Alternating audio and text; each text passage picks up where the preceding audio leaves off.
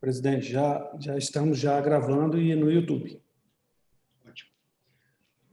Boa tarde a todos. Agradeço a presença chegamos ao número de 100 participantes. A palestra a ser proferida pelo professor Dr. Carlos Eduardo Lemos, que está nos brindando com o seu conhecimento, com o seu tempo, para discutir combate à corrupção e as organizações criminosas.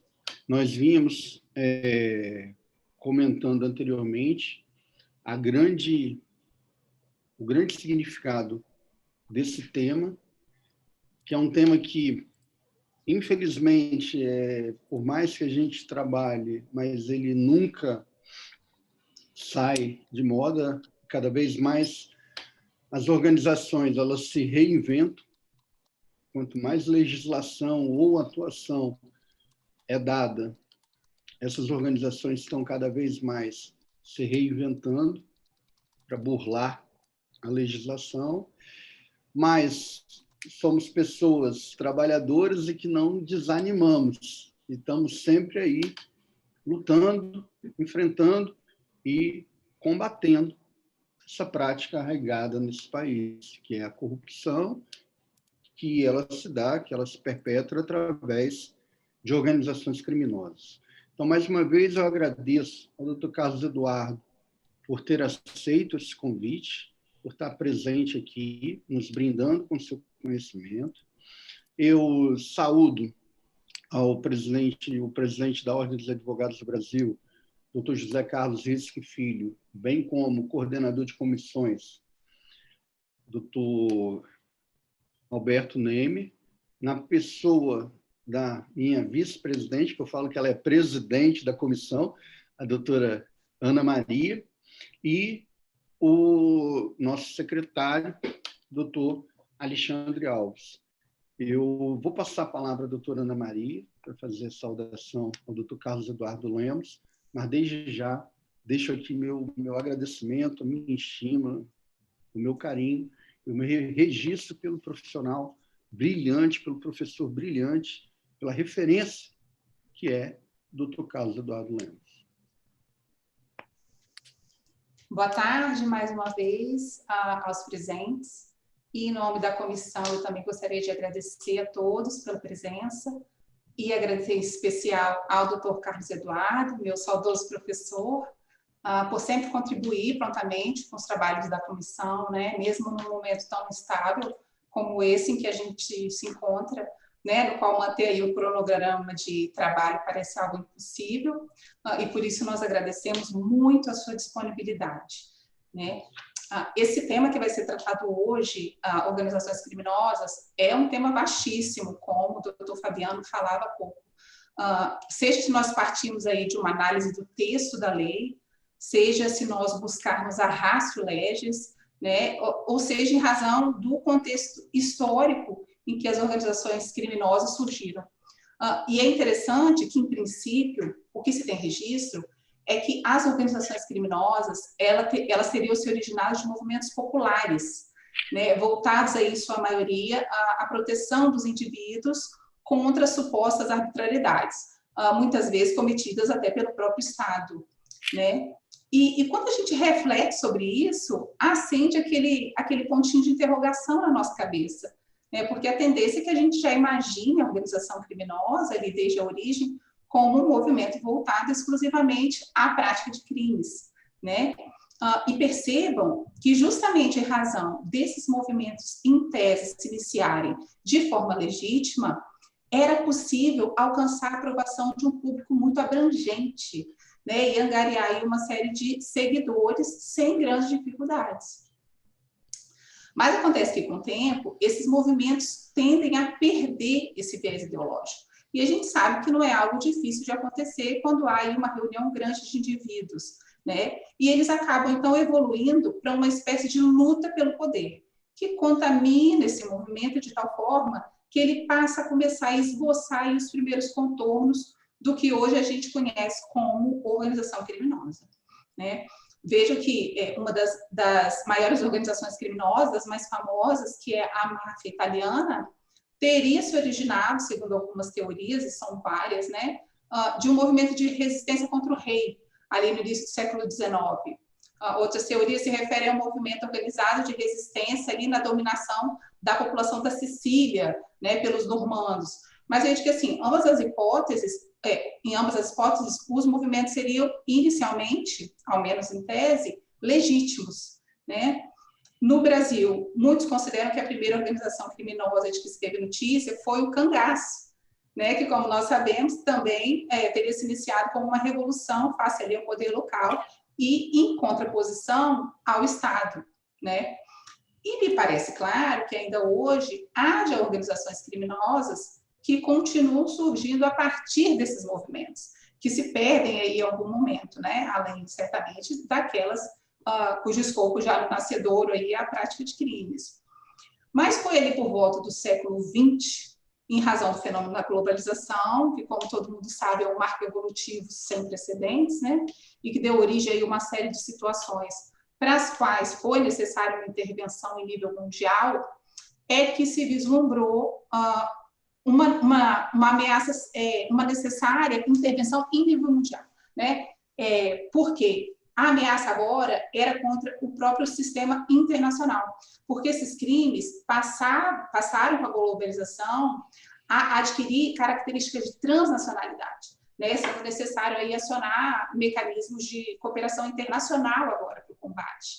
E, em razão disso, a ONU, na tentativa aí de harmonizar as normas, né, que diziam respeito a organizações criminosas, e com o intuito de estabelecer um acordo global voltado ao combate dessas organizações, elegeu a cidade de Palermo, na Itália, creio eu que não tenha sido uma coincidência, né, para a realização da Convenção das Nações Unidas contra o crime organizado.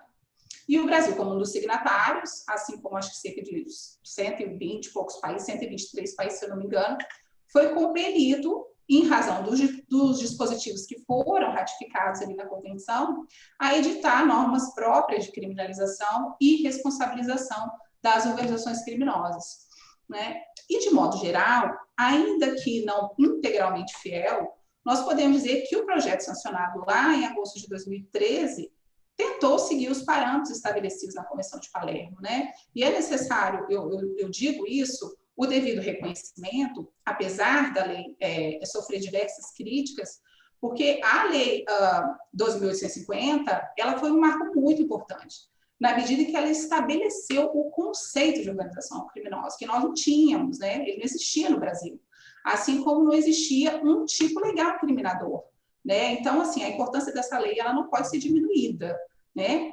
Mas eu não vou me estender, e fiz essa breve introdução, mas vou passar a palavra ao nosso querido palestrante para que ele possa adentrar nesse tema, né, que ele domina aí com maestria. Agradeço mais uma vez a presença de todos. Dr. Carlos Eduardo, você está com a palavra. Muito obrigado, Ana. Boa tarde, doutor Fabiano, que é o presidente da Comissão de Combate à Corrupção da OAB, a quem eu parabenizo por essas ações que colocam luz, né, sobre esse tema tão importante que é a corrupção. Boa tarde, doutora Ana Maria, já falei, o prazer que eu tenho de te ver aqui, Ana, saber que você é uma advogada militante, egressa da FDV, onde eu tenho a honra de lecionar há mais de 21 anos, e o doutor Alexandre também, respeitado advogado, procurador, boa tarde. E aqui eu também, uma boa tarde a todos que estão participando aqui do evento, parabenizando a todos já por serem interessados nesse tema, que eu reputo ser da maior importância para a retirada do país do atual estado, né? Eu espero que a gente consiga acender uma luz de reflexão em todos vocês. E espero também que todos estejam bem, com saúde, aproveitando esse ócio pandêmico de uma forma produtiva, porque eu vou falar, nessa pandemia, por incrível que pareça, eu estou trabalhando mais que nunca, eu acho que talvez vocês também estejam, né? Quando a gente fica em casa durante muito tempo, eu trabalho o tempo todo. Mas eu espero que todos estejam bem, estejam tendo esse ócio produtivo, como eu falei. Bem, talvez eu vá decepcionar um pouco, porque, como professor de direito penal, eu poderia simplesmente pegar a parte dogmática da lei de combate à corrupção, só que aqui hoje eu vou tentar mudar um pouco o foco, um foco que talvez pouca gente reflita sobre isso, que é a corrupção da sociedade, como isso facilita as ações e crescimento das organizações criminosas. Esse talvez vai ser um foco um pouco diferente do que vocês já ouviram, e é isso que eu vou tentar abordar aqui com vocês hoje. Bem, como professor, só para afirmar conceitos iniciais, só para lembrar vocês, que todo mundo sabe isso, quando a gente fala do conceito de corrupção vem do latim corruptio, que nada mais é do que a alteração de uma direção da substância, é a deterioração, é a perversão de alguma coisa. Então, quando a gente fala que a coisa está corrompida, é que ela está deteriorada daquela função original dela. Quando a gente fala de tipos de corrupção, a gente tem a corrupção material, que é abrangida pela lei, que é quando há o recebimento de qualquer vantagem para a prática de uma ação ou uma omissão de um ato de ofício qualquer. Essa todo mundo sabe, é o que a gente tem na lei, que a lei tenta evitar. Mas a gente tem um outro tipo de corrupção, que é a corrupção moral. Esse é o meu maior foco hoje da nossa discussão. Corrupção moral, ela precede a material.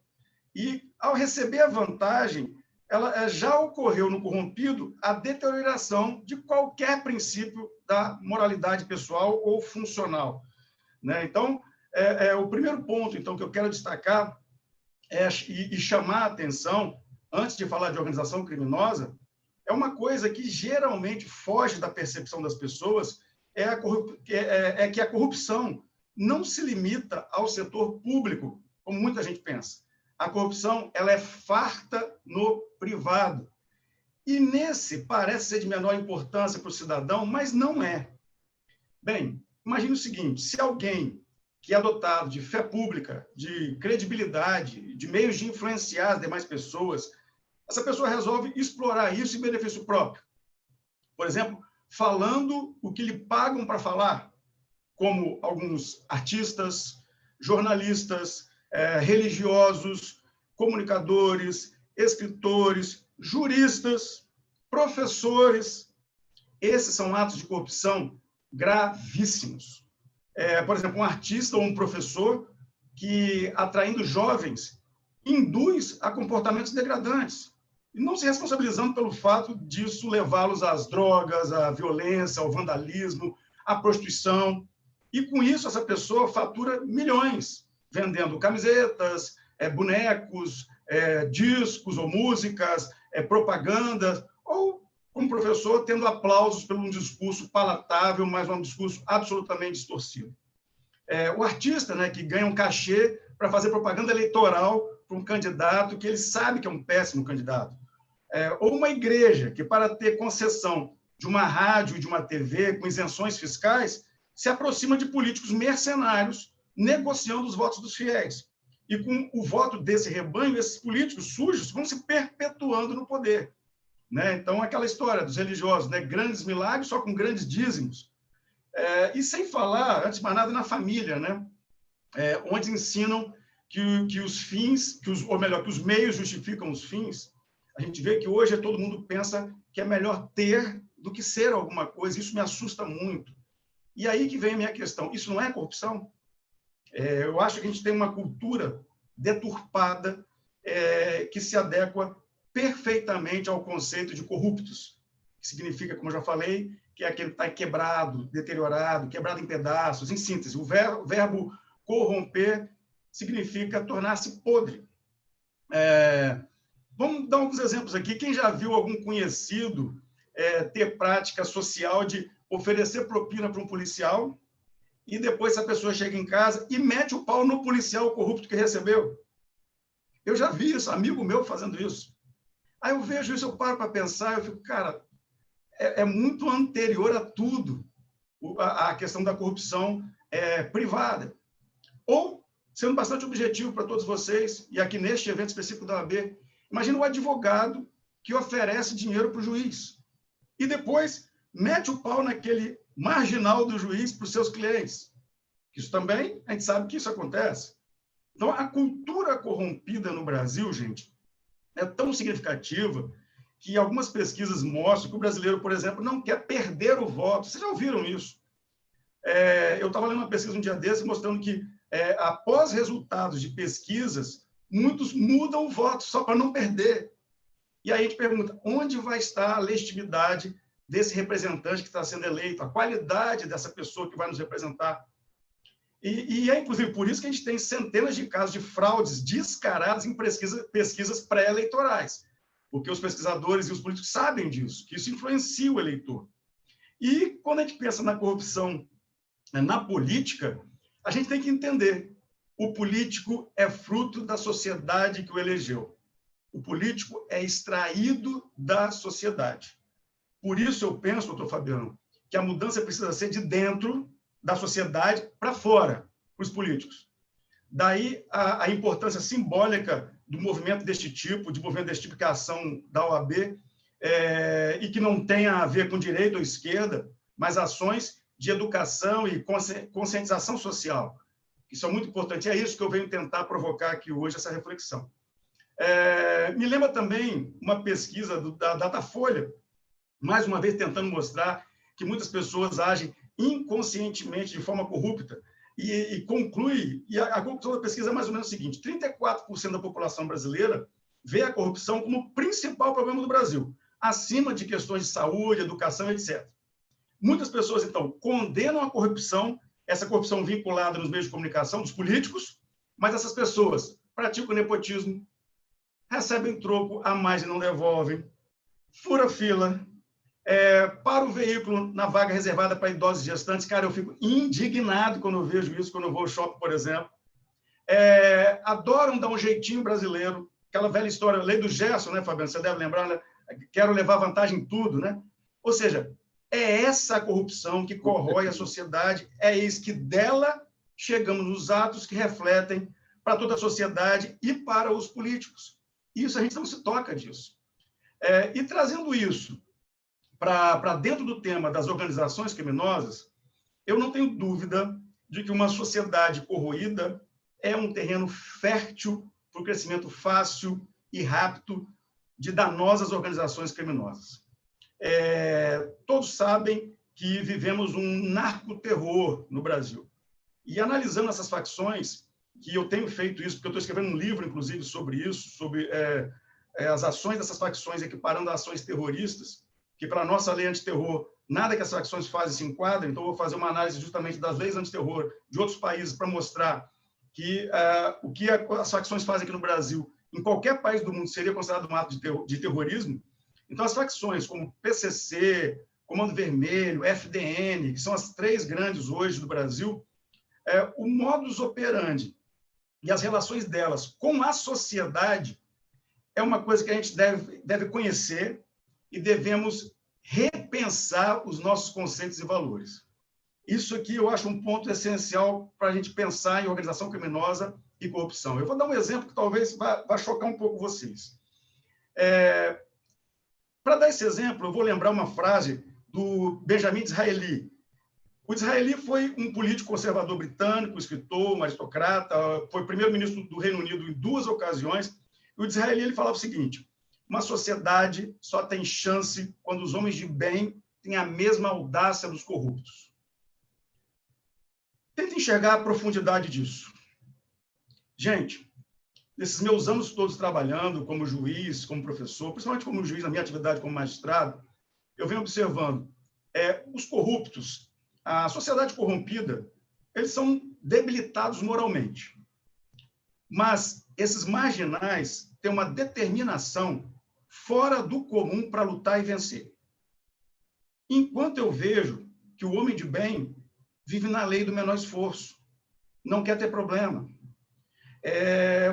Diretamente, Fabiano, vou falar da minha causa.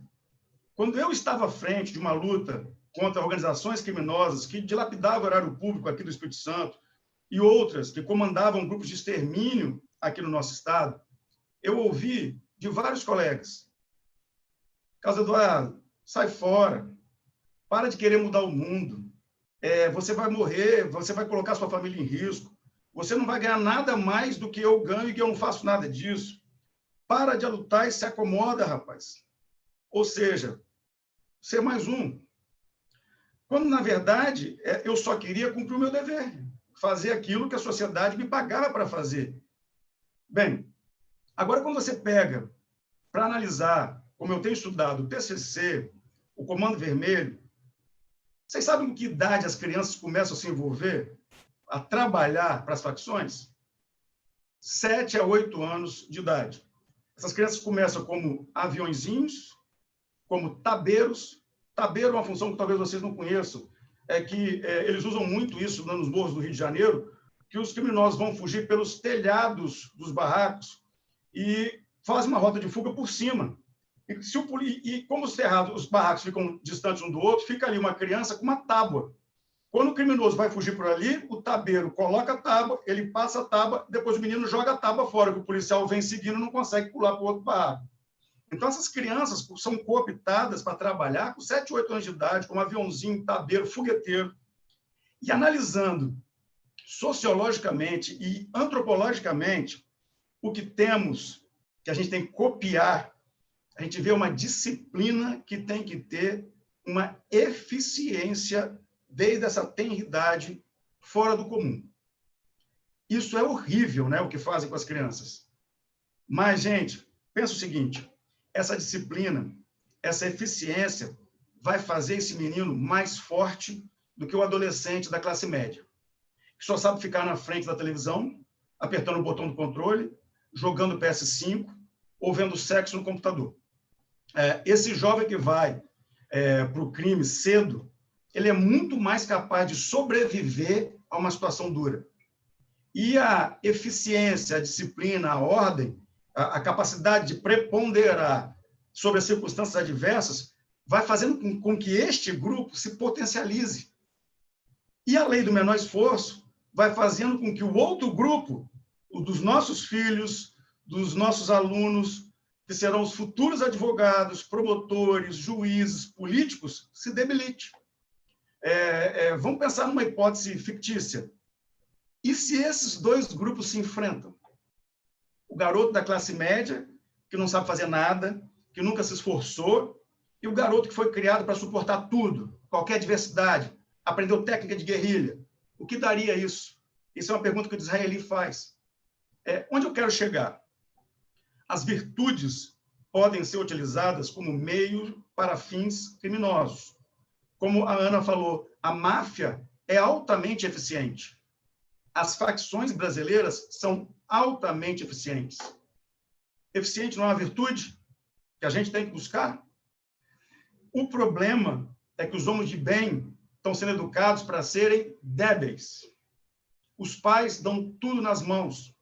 Por isso, eles não precisam se organizar, não possuem qualquer determinação, não têm um projeto de vida idealista, ou seja, vivem na lei do menor esforço, esperando que os pais construam seus futuros.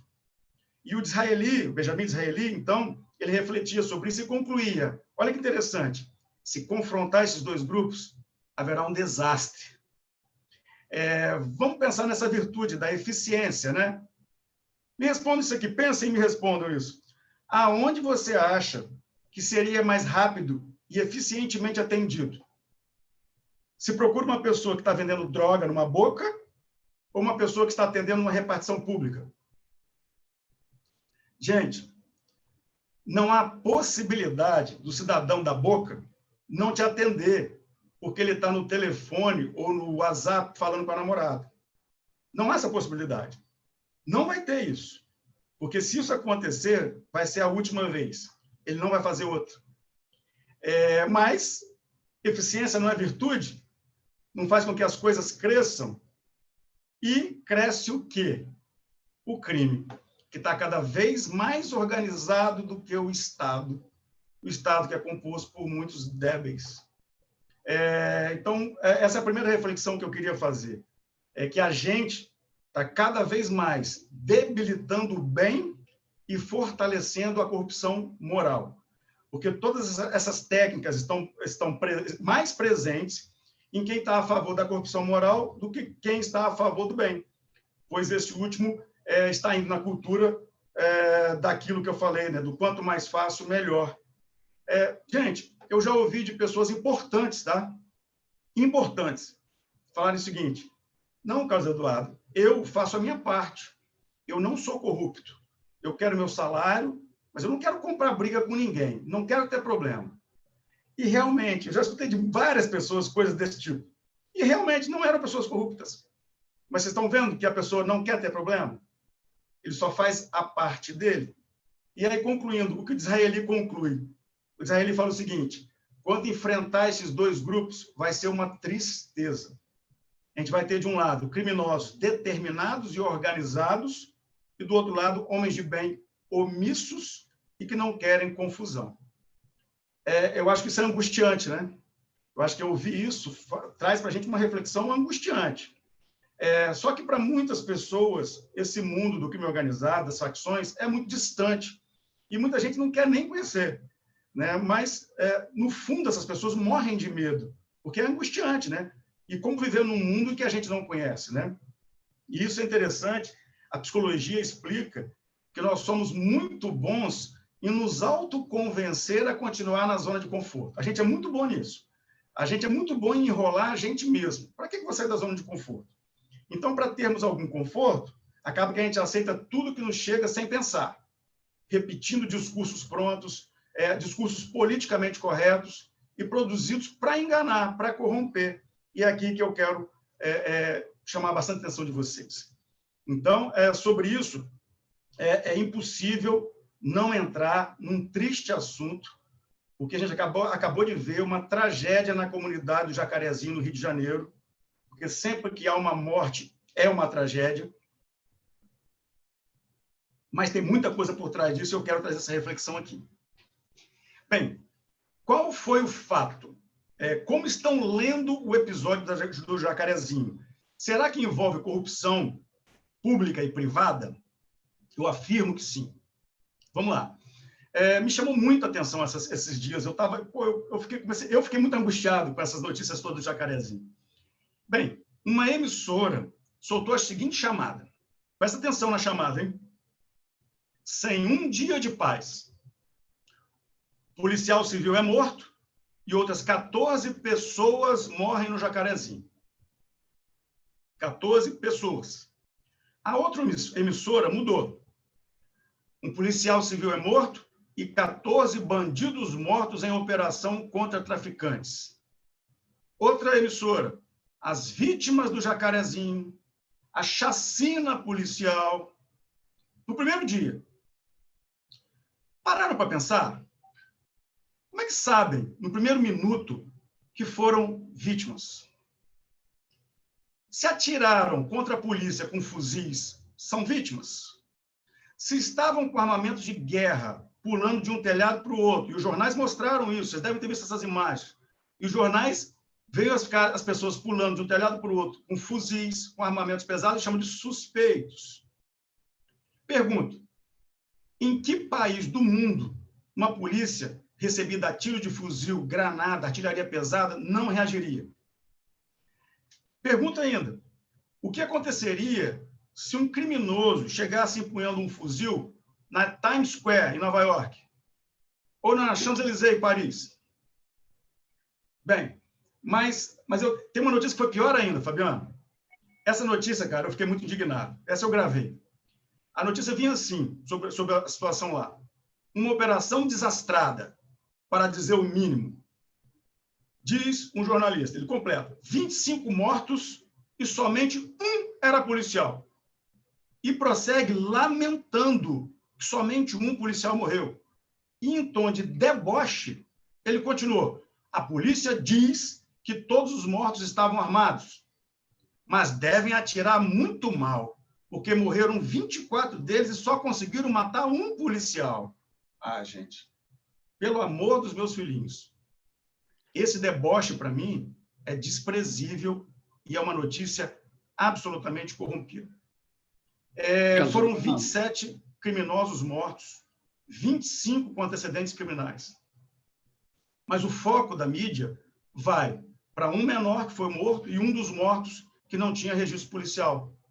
Sendo que ainda que eu recebi os relatórios da polícia, gente, esse cara que não tinha antecedentes criminais tinha várias fotos dele em redes sociais, postando vídeos desafiando a polícia, ostentando fuzil e etc. Armas da comunidade.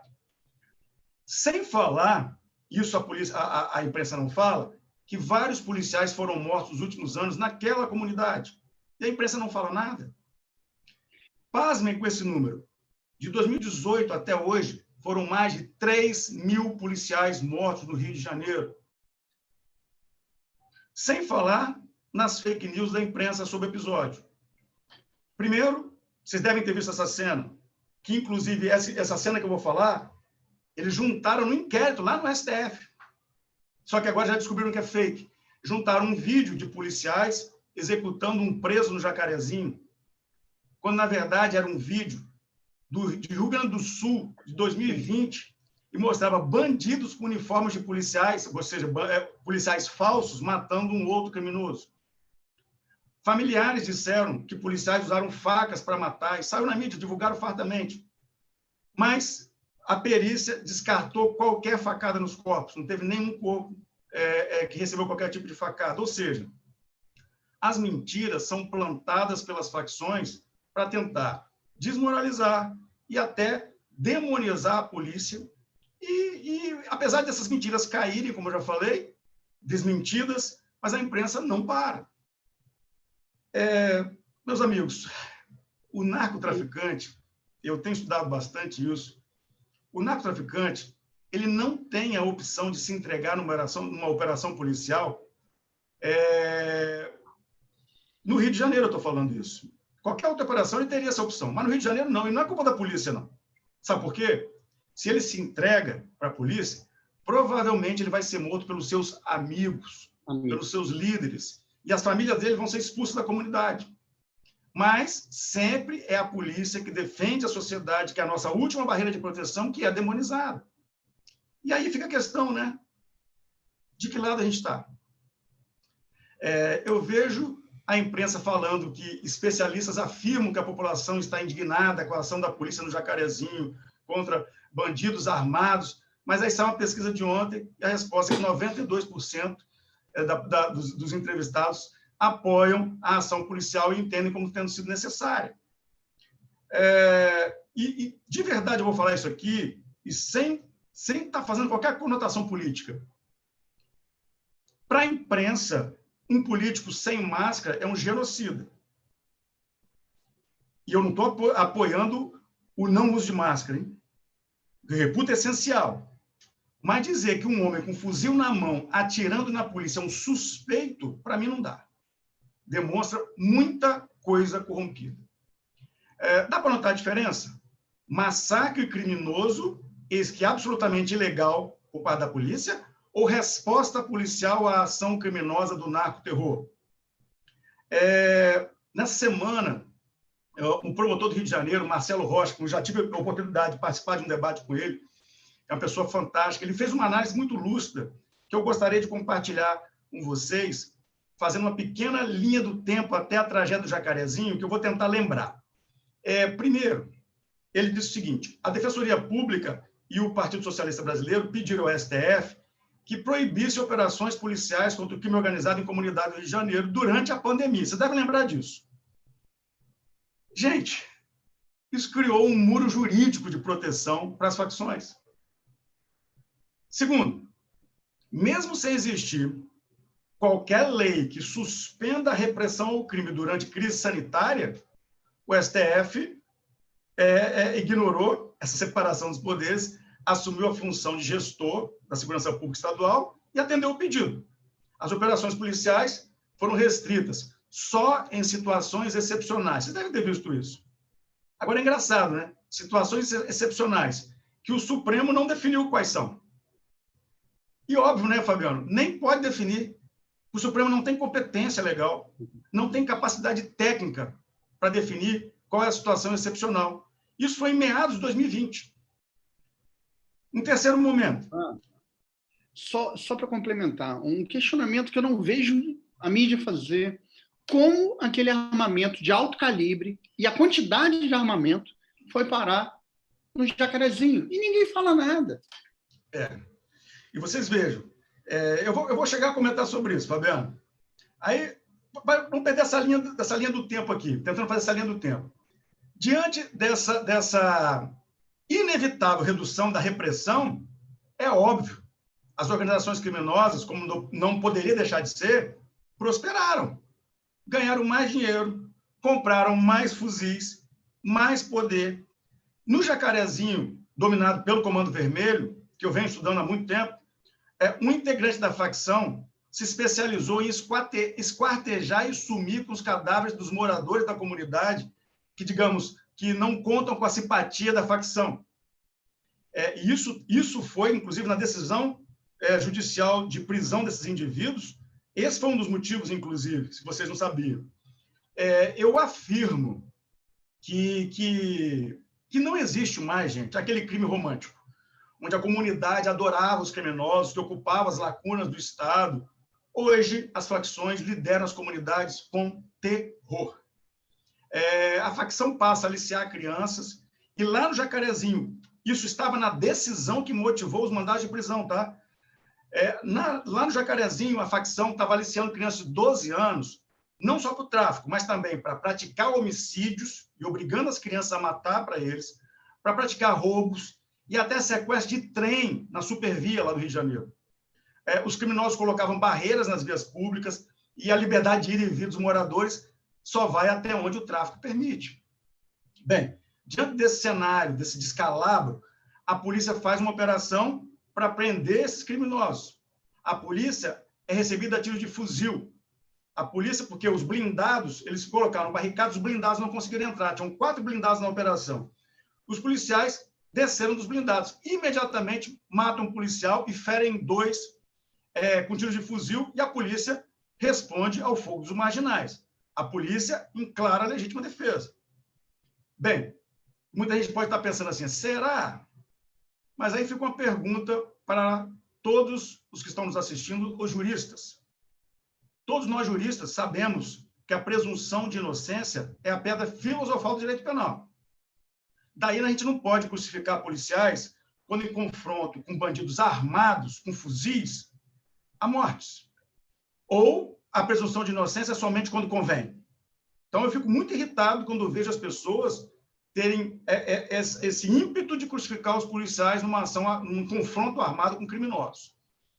Bem, então, na operação, matam 24 delinquentes, acho que mais um morreu, acho que foram 25 no total, morreu ontem, hoje eu acho, mas não mataram todos, né? Esses 6 marginais foram presos, foram apreendidas 16 pistolas, 6 fuzis, uma submetralhadora, uma escopeta, 12 granadas, uma munição de canhão usada como míssil, né? Quinto ponto, mesmo com esse quadro, os moradores do Jacarezinho vivendo sob o jugo do Comando Vermelho, alguns sendo esquartejados ou tendo as suas crianças aliciadas pelos traficantes, a Defensoria Pública anuncia que, juntamente com o PSB, vai voltar e voltou ao STF para pedir investigação.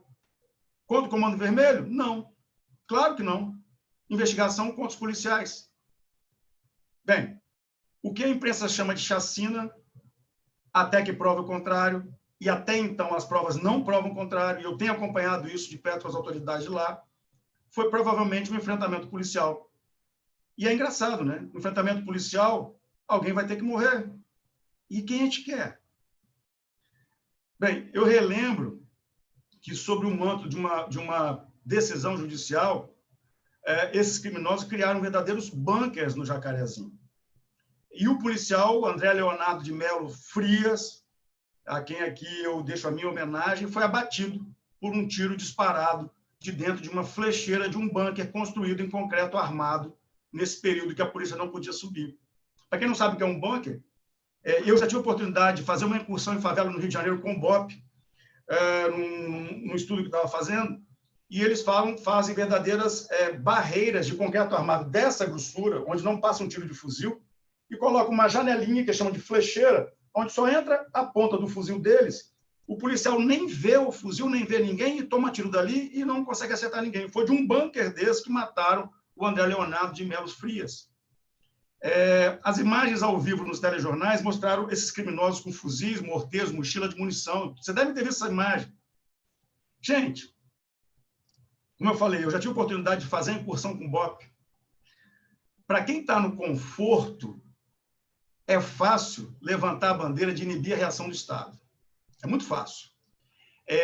Proteger os bandidos, rotular os policiais sempre de violentos, para mim, isto é corrupção. E devido à proximidade do Estado, do nosso Estado, com o Rio de Janeiro, todos aqui já ouviram casos reais envolvendo a violência das facções contra civis no Rio de Janeiro. E parece que as pessoas esquecem disso. Quem não viu uma notícia como essa aqui, ó? Mataram vários motoristas de Uber e pessoas comuns que entraram na favela sem ligar a luz interna do carro. Agora, mataram um casal de senhores que o GPS jogou para dentro da favela. Isso quase aconteceu comigo, gente. Antes da pandemia, em Arraial do Cabo. O GPS me mandou subir um morro para chegar numa praia. Eu fui subindo, minha esposa abaixou o vidro, tirando foto, que Arraial do Cabo é lindo, né? Olha que paraíso. E eu olhando, estava indo para um lugar diferente. Eu comecei a ver CV nos muros. Eu falei, epa, fecha o vidro. Minha esposa, não, quero tirar foto. Quando eu me deparei com quatro sujeitos com fuzil na mão numa rua, eu tive que descer, Fabiano. Eu desci de ré, uns 200 metros a 1000, para sair dali, porque o GPS me jogou para dentro da comunidade e eu ia morrer, eu e minha esposa iríamos morrer. Recentemente, mataram um médico que entrou por engano no acesso da favela. As notícias estão todo dia aí. Mataram um jovem porque passou de moto em frente à favela e ele era soldado do Exército. Agora, recente, mataram a filha de um casal que tinha acabado de desembarcar do avião para passar o Dia das Mães com a família no Rio de Janeiro, porque ela entrou por engano na favela. Vocês devem ter visto isso. Deram coronhada e bateram no motorista de Uber esses dias, semana passada, que foi levar uma moradora. Mas ele era de uma outra comunidade. Ele só não morreu por milagre. Torturaram e mataram um jovem no micro-ondas, né? Que é aquele que eles fazem com pneus, botam fogo, porque ele era viciado e estava devendo tráfico.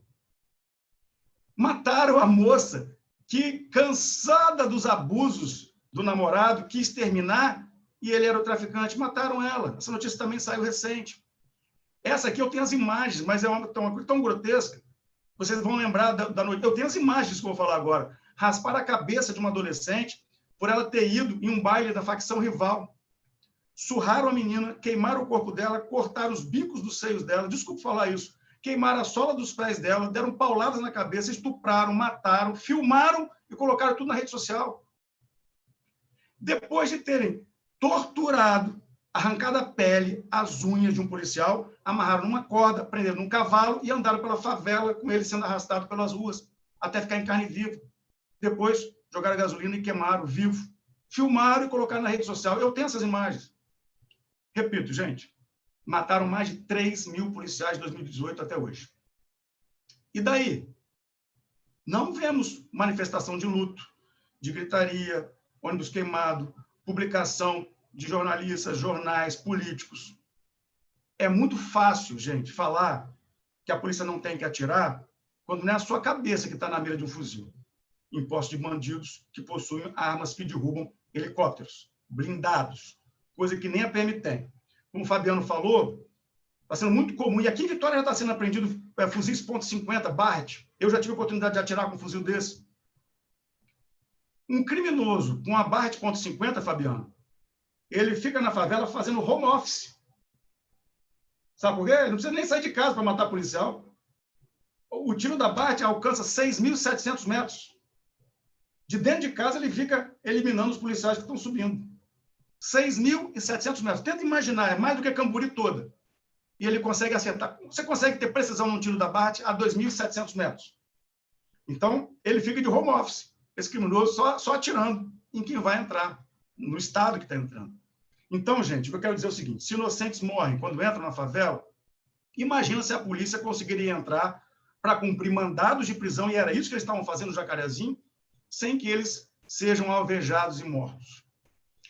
Só quem não conhece, ou melhor, a realidade, acha que existem formas inteligentes de entrar numa favela, acha que entrar com bandeira branca, soltando pomba da paz, com uma flor, chamando para abraçar a favela, faz com que os bandidos permitam a sua entrada, que deixe vocês prendê-los, que aprendam as drogas deles e as armas deles.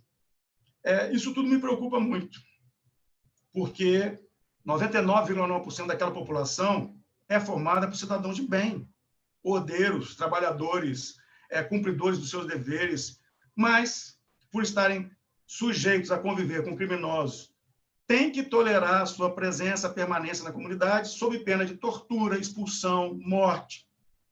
E isso sei se vocês viram, ficou evidente no relato, foi televisionado da cobertura da operação, de um morador que disse ter tido a casa dele invadida por um criminoso e nem sequer ele podia reclamar, ele falou.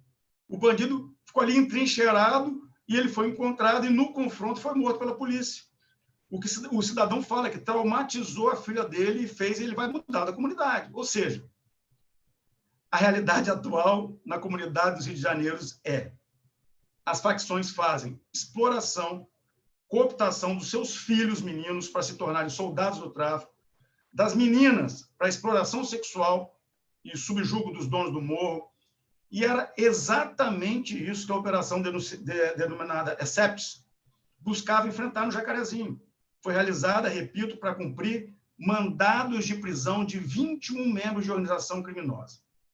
E a certeza do conhecimento desse potencial de resistência da facção foi a dimensão do aparato repressivo usado pela polícia para o cumprimento dos 21 mandados de prisão. Foram 250 policiais, apoio aéreo de um helicóptero, 4 blindados.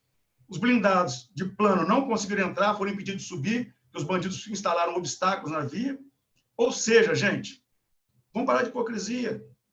Em nenhum lugar do mundo que não esteja vivendo um período de guerra declarada há enfrentamento, muito menos pela polícia, nesse nível de armamento e forma de atuação do crime comum em zona urbana, que tecnicamente a gente chama de uma guerra assimétrica, que está instalada no Rio de Janeiro.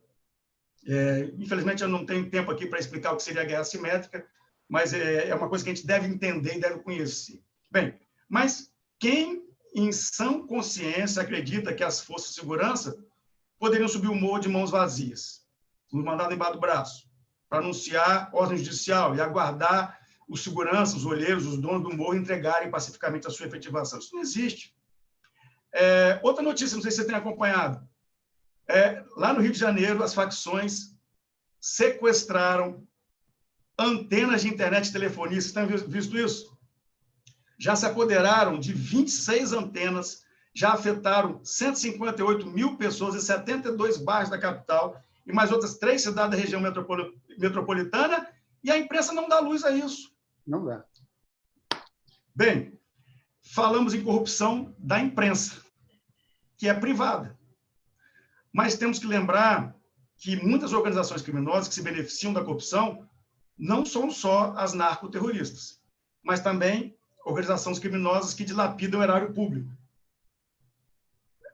Posso continuar, Fabiano? Deve continuar, está excelente, muito bom. Bem, então, sobre organizações que dilapidam o erário público e corrupção. Em plena pandemia, e para a gente ficar só na área da saúde, tá? Vocês devem ter visto, saiu em todos os jornais, a OMS considera que 25% dos medicamentos adquiridos por governos, isso nas diversas partes do planeta, tá? Não é só no Brasil, não, são desviados dos seus objetivos, em proveito de fins escusos. E nada menos que 60% deles chegam aos hospitais, depois de terem sido filtrados por esquemas de corrupção. Ou seja, corrupção mata, seja onde for. E vejam, não é só no Brasil, né? Mas, analisando historicamente, a corrupção, de um modo ou de outro, em maior ou menor grau, ela sempre existiu na história da humanidade, em quase todos os regimes políticos, e é triste a gente falar isso, mas ela sempre existirá. A tendência à corrupção pode dizer que é inerente à condição humana.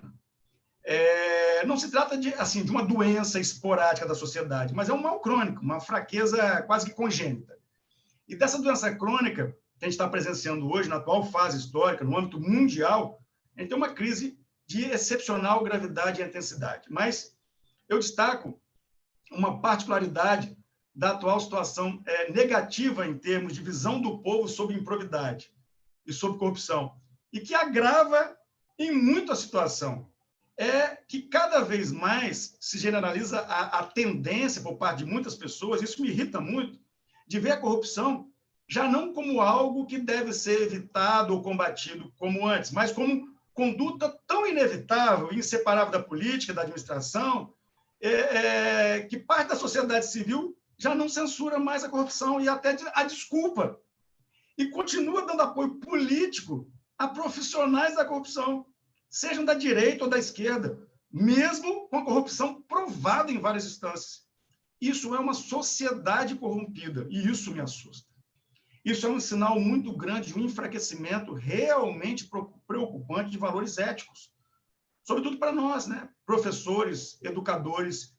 Eu tenho a responsabilidade de preparar gerações futuras para prosseguirem depois da minha. É dura a busca da humanidade por uma perfeição, e eu tenho que dar minha colaboração para isso. E é neste ponto, gente, que eu, como homem de mais de 50 anos, como juiz, que atuei em causas importantes de organizações criminosas aqui do Estado, como professor e educador há décadas, eu julgo que eu tenho algo a dizer quanto à corrupção na formação do caráter. E aqui eu quero... vocês estão vendo que eu estou saindo bastante da dogmática, eu estou tentando fazer uma reflexão anterior à questão dogmática. Como um velho, como um senhor, eu posso dizer que eu sou do tempo que as crianças eram educadas em casa e instruídas na escola, na estrita observância de princípios éticos e morais. Outra coisa, independentemente de qual se professa, a religião tem um importante papel nesse particular. E eu tive a sorte, meu pai era católico e a minha mãe era espírita. Mas ambos nos ensinavam, e as crianças aprendiam, que pessoas de bem devem respeitar determinados princípios de boa convivência. Por exemplo, não lesando o próximo. São as regras do velho direito romano, né, gente? Que estabeleceu a fórmula lapidar, lá de não lesar a outro e atribuir a cada qual o que lhe é devido. Né? Estava nas entranhas da nossa educação. Assim, até mesmo as nossas mães, as nossas avós, nossas professoras de escola pública, que eu estudei em escola pública todo o meu primário, que jamais estudaram direito romano, ensinavam que não é correto ficar com o que não lhe pertence, que não é lícito tirar vantagem de pessoas em detrimento de outras pessoas. E são valores impagáveis contra a corrupção. Mas, para grande parte da população, só quem teria o compromisso com a lisura nas negociações seriam os agentes públicos, políticos, e talvez seja esse o maior erro quando se fala em corrupção. Por isso que hoje eu estou tomando tempo de vocês para falar dessa esfera privada e particular, que eu acho que ela antecede os problemas. Eu acho que é um engano pensar na corrupção como um mal público, quando a corrupção privada é o início de tudo, mesmo que tenha outras denominações, né? A gente não chama de corrupção, a gente chama de pecado, pequeno desvio de caráter, foi um erro de avaliação, foi uma mentira. Então, o suborno privado, por exemplo, seja uma disputa de contrato entre empresas privadas, outra empresa de setor público, esse suborno faria parte de uma mera negociação moderna normal. Eu já vi empresário falando isso. No mercado empresarial tem o boleiro, o funcionário que, além do salário dele, tem acréscimos ou comissões pelos ótimos negócios que fecha em nome do seu empregador, mesmo que sejam pagando propinas. A famosa comissão. Bem, eu não sei se eu tenho tempo ainda, Fabiano. Tem sim, com certeza. Eu queria fazer uma reflexãozinha rápida, provocativa, com relação a nós.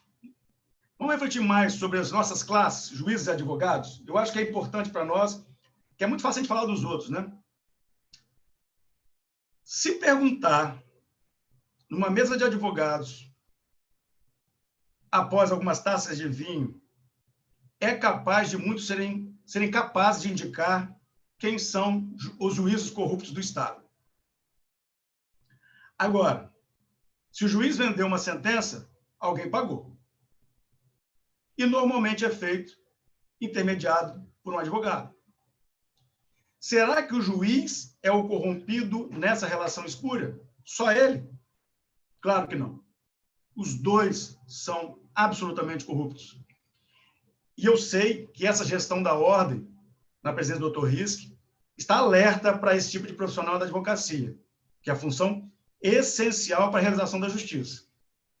E eu também sei que, após algumas rodadas de vinho, muitos são capazes de indicar os nomes desses advogados corruptos como sendo profissionais bem-sucedidos, espertos.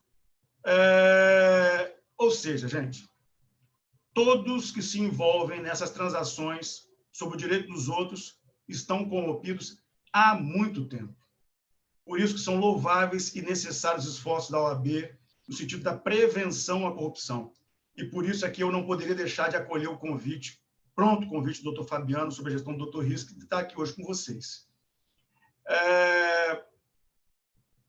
Um outro ponto. Será que a corrupção é coisa de brasileiro somente? Não.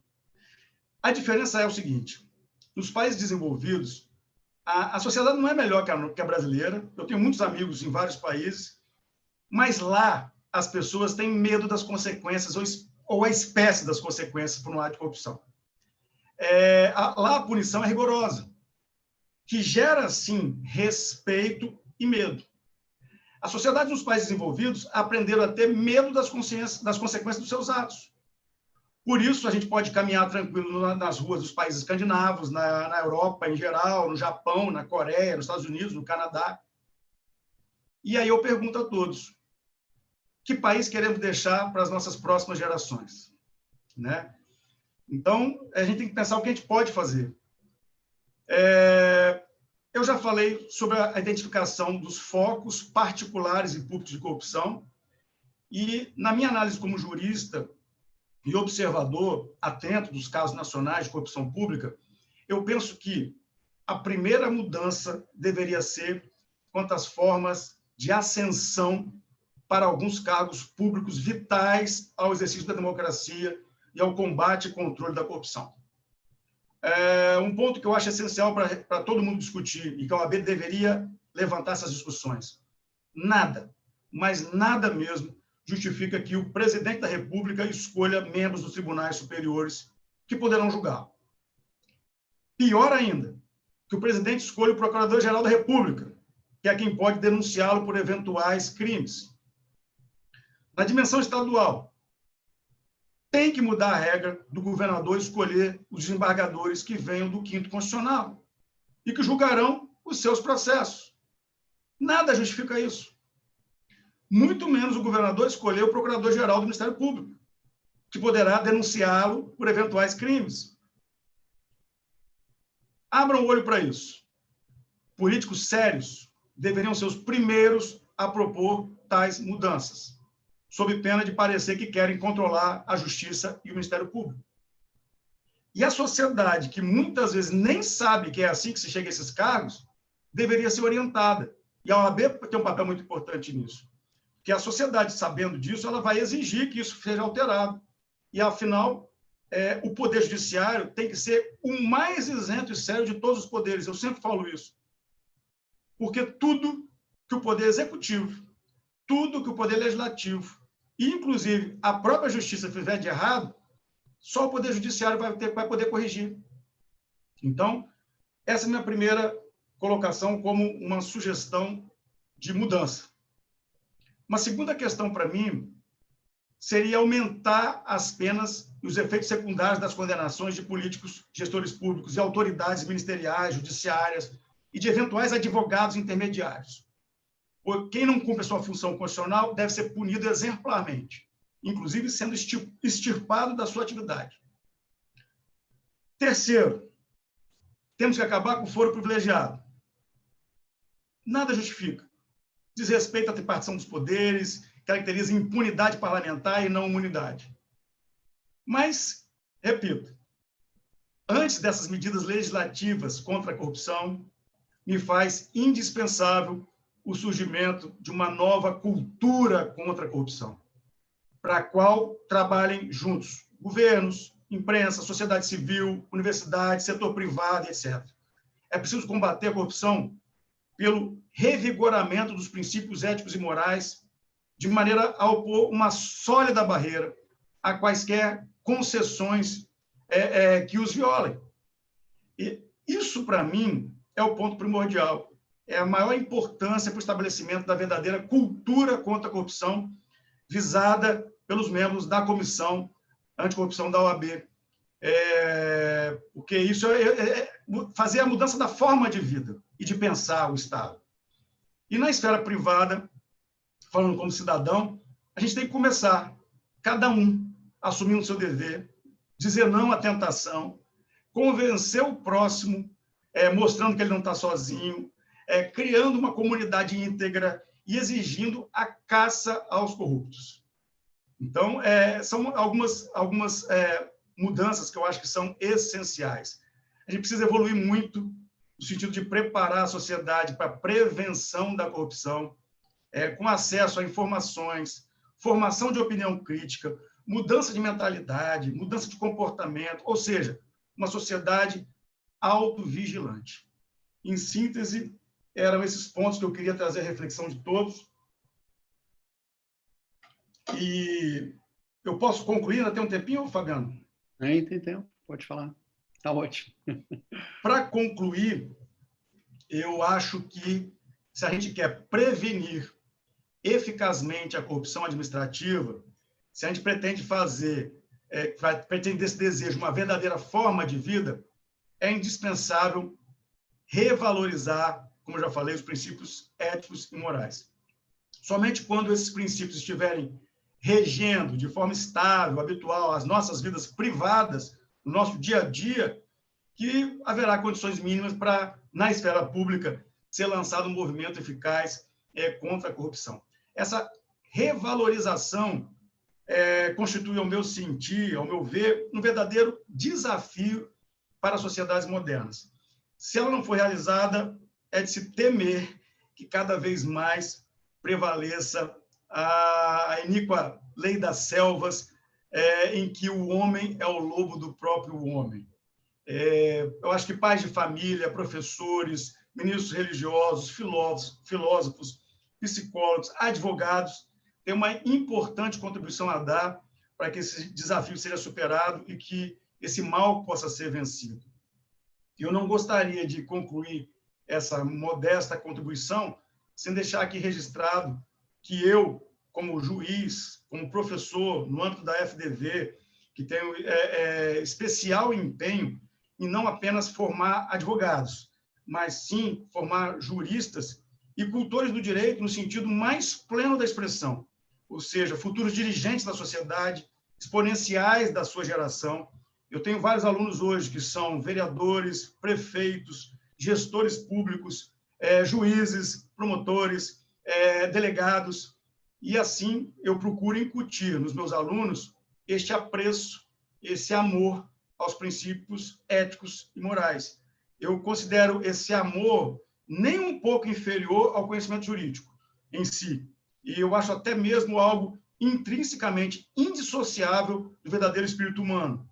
Eu acredito que todos nós, mestres, educadores, a gente tem que se empenhar nesse particular e a gente vai estar de forma poderosa colaborando com os esforços da humanidade para prevenir e reprimir a corrupção. Peço que reflitam, eu acho que meu tempo já foi extrapolado, concordando ou discordando, mas reflitam, estudem, leiam e filtrem o que vocês leem.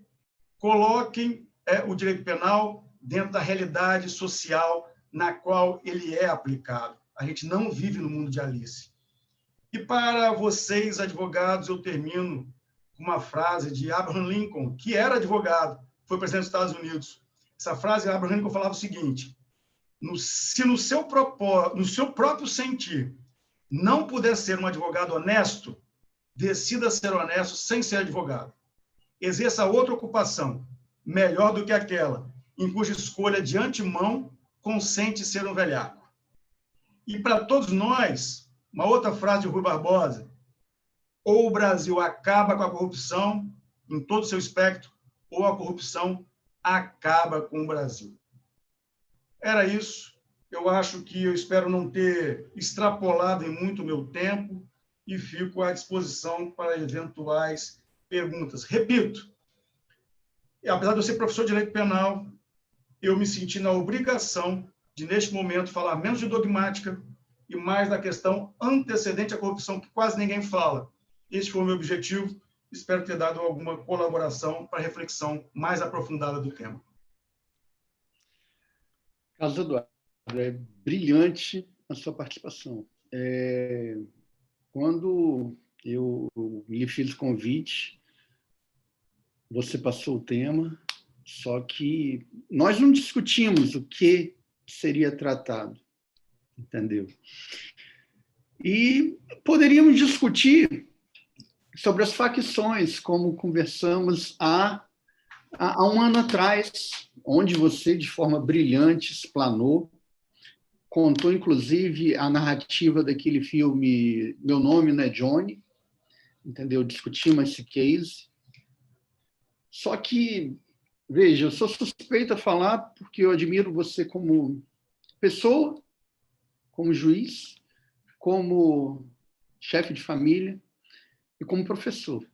Embora não tenha sido seu aluno, dada a idade próxima, mas te vejo e vejo você, figura de um professor, tento seguir seus passos.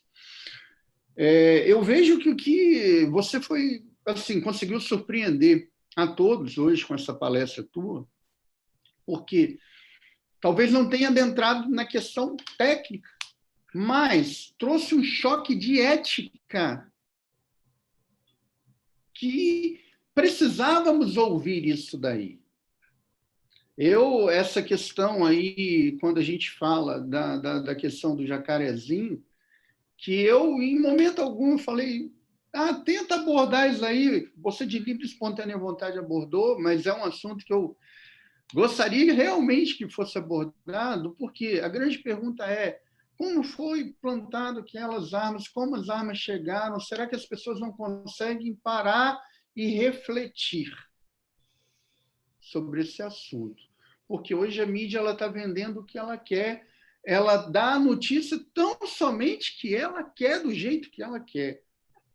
A gente está vivenciando isso, infelizmente.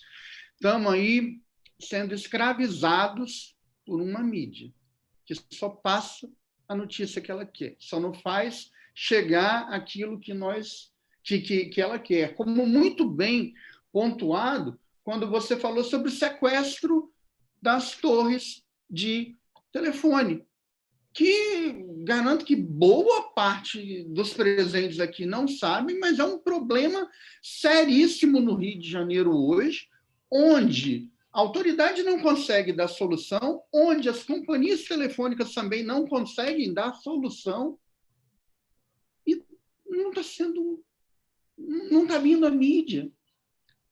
A mídia está silenciando a população, como muita coisa não está chegando até nós. Então, eu parabenizo você por fazer esse chamado para que façamos uma reflexão sobre ética, sobre moral, a moral interna de cada um de nós, que também é uma corrupção quando a gente se transcende aquilo, isso daqui não é correto, mas eu posso, no meu silêncio, no meu cantinho, eu falhei, mas ninguém viu. Então, até que ponto também a gente não está se corrompendo? Uma outra abordagem aí que fez de forma brilhante é quando você traça um paralelo entre o trabalhador e o delinquente. O trabalhador, hoje a gente pode errar, pode não atender o celular, só que o crime é organizado porque eles são muito bem organizados, eles não deixam errar, eles não erram, eles não dormem. É por isso que cresce, infelizmente, o crime está sempre à frente porque eles não permitem o erro, eles não permitem o vacilo. Entendeu? Enquanto que a gente permite que foi um descuido, foi um desleixo, me descuidei, errar é humano. E cada vez mais a gente vai aceitando esse tipo de desculpa e o nosso passivo vai crescendo, crescendo, crescendo, enquanto que a criminalidade, o preço que paga é muito alto, que geralmente é com a vida, então eles não erram, eles não podem errar. Então, para não assim, me alongar, que eu tenho que passar a palavra para a doutora Ana e doutor Alexandre, eu agradeço por demais a sua palestra e o assunto que nos trouxe a reflexão, principalmente para refletirmos questões relacionadas à ética e questão relacionada à corrupção moral, que é uma corrupção que permeia talvez muitos lares, muitos locais onde achamos que não somos corruptos moralmente, ou seja, o nosso íntimo não é corrupto, o nosso interior, nós não somos corruptos com nós mesmos.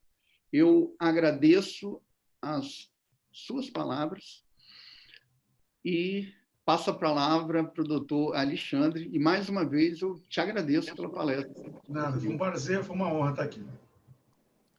Professor Carlos Eduardo, tenho que ser honesto contigo, fui surpreendido.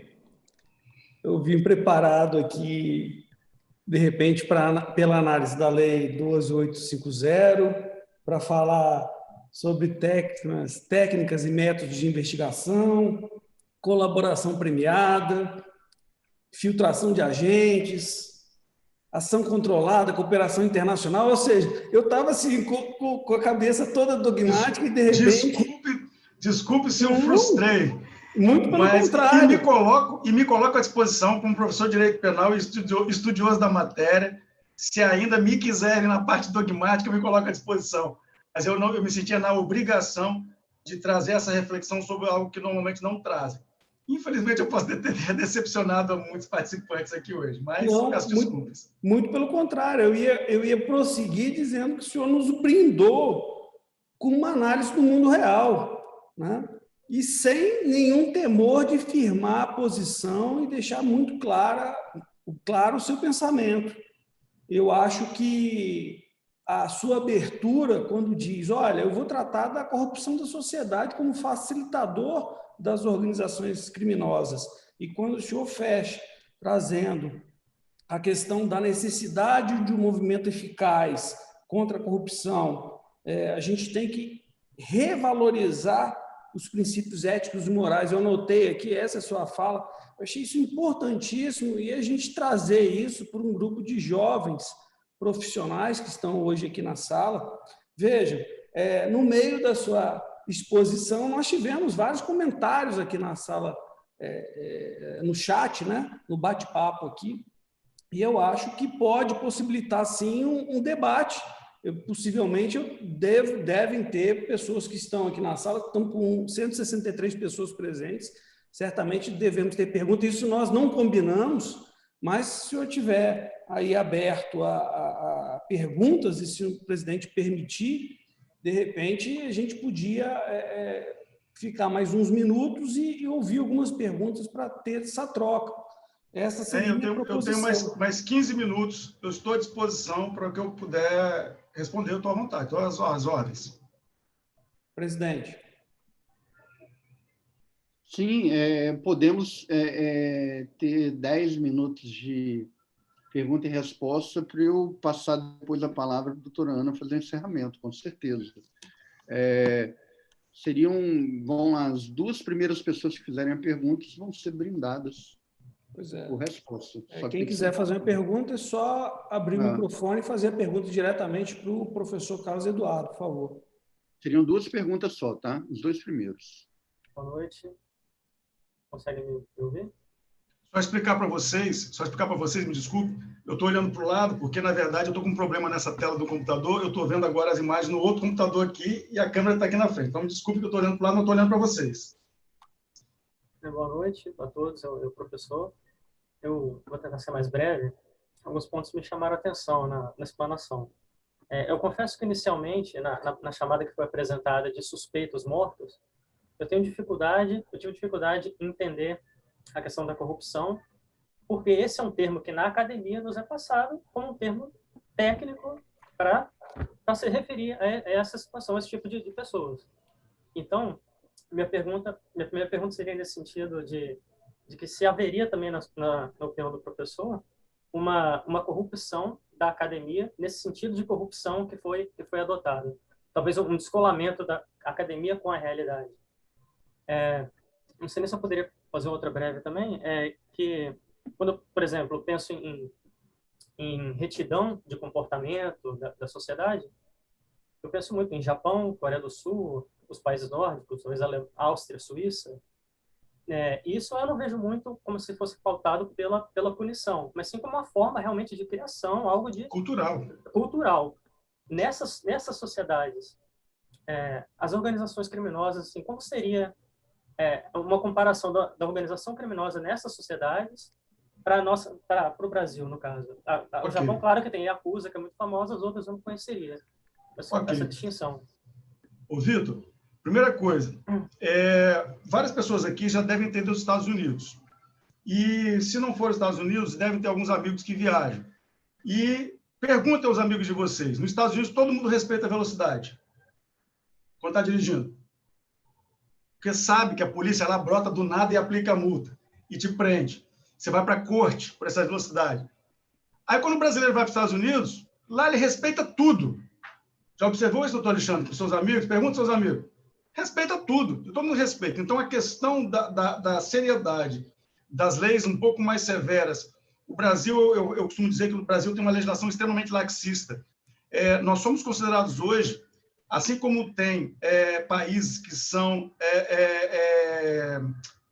paraísos fiscais, o Brasil hoje é considerado um paraíso jurídico, ô Vitor. Tanto é que todos os grandes mafiosos, ultimamente, estão sendo presos no Brasil, estão migrando para o Brasil. Lembra de Tommaso Busqueta, Abadia, todo mundo vem parar no Brasil.